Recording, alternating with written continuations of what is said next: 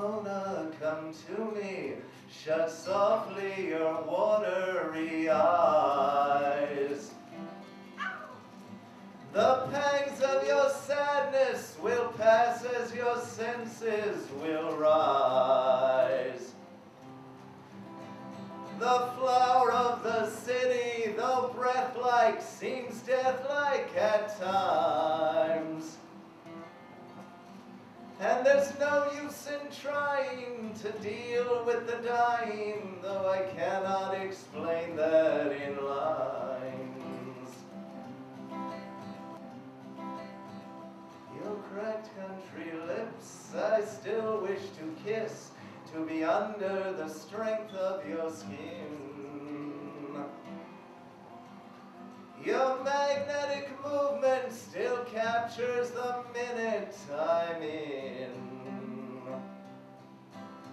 But it grieves my heart, love, to see you trying to be a part of a world that just don't exist. It's all just a dream, babe, a vacuum, a scheme, babe, that sucks you into feeling like this. I used to sing this song for a friend of mine. One of the prettiest girls ever to come out of West Texas. My friend Salevi and I used to see her around before we knew her name, and we called her Scarlet, because she was pleasing to all who beheld her. Fearless, too. We're coming out of a club one night, and I don't even realize how deserted the streets are. All of a sudden, like 5 or 6 bikers come roaring by. And they take one look at her, and they screech to a halt. All of a sudden, I could get a whiff of my own vulnerability. And fear is a scent, believe me. You know when it's there. She didn't tense a muscle. She just looked at me and said, "They don't realize I'm really a man in drag." Then she goes right up to him and says, "Hey guys, let's go get some pussy." She grabs her crotch. "I need some pussy." And they just laugh and they take on down the road.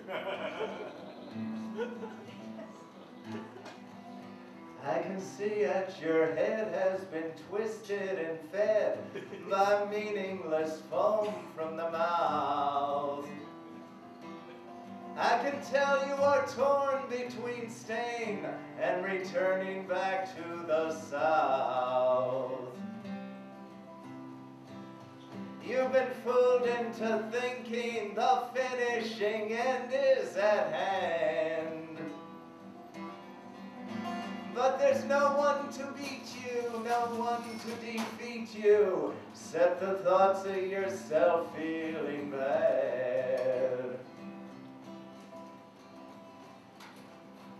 I've heard you say often you're better and no one is better than you.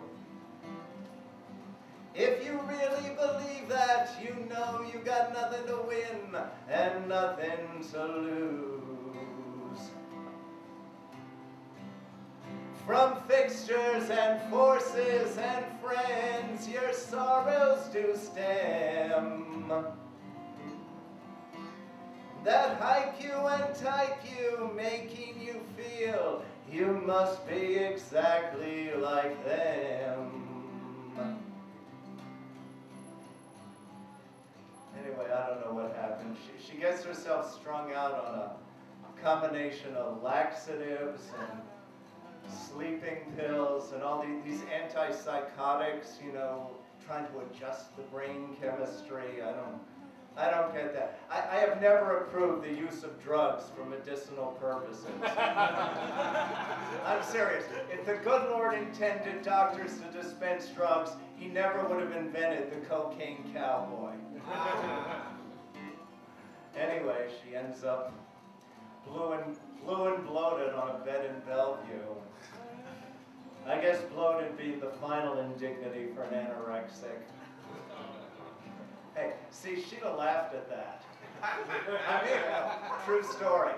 When I first realized how bad off she was, other people had been saying things, but I didn't want to deal with it, but we did this taping, and maybe because it was daylight, plus part of her illness, she was acting out, so she shows up wearing like 2 bottle caps and a piece of dental floss. And all of a sudden I could really see how emaciated she'd gotten. And we're walking out, and she actually says to me, "How do you like my body?" And I said, "It's great if you like that just released from Auschwitz look." And she tossed her head back and laughed and said, "That's what I'm going for." Anyway, I'll never forget the last time I talked to her. She calls me up. She's all in a rage. She was always in a rage toward the end.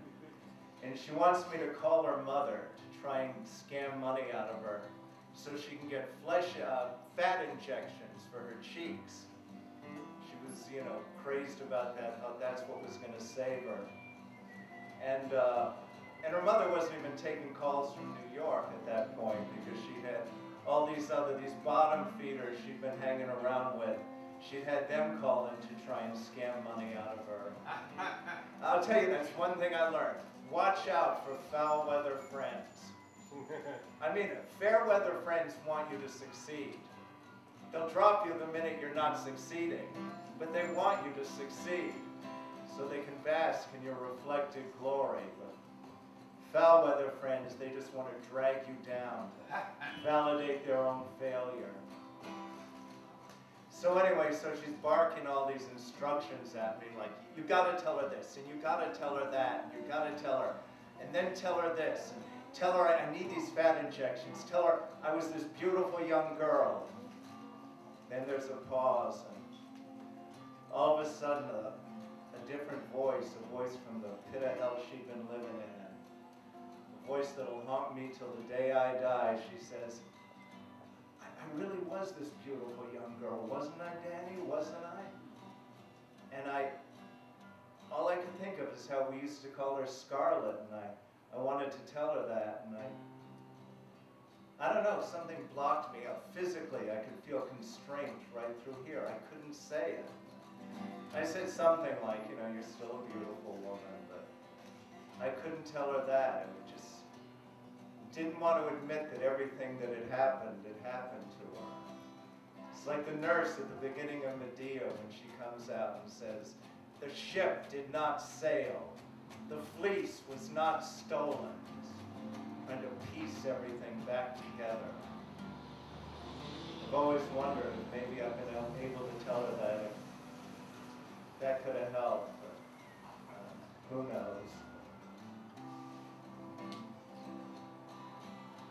I'd forever talk to you, but soon my words, they turn to a meaningless ring. But deep in my heart, I know there's no help I can bring.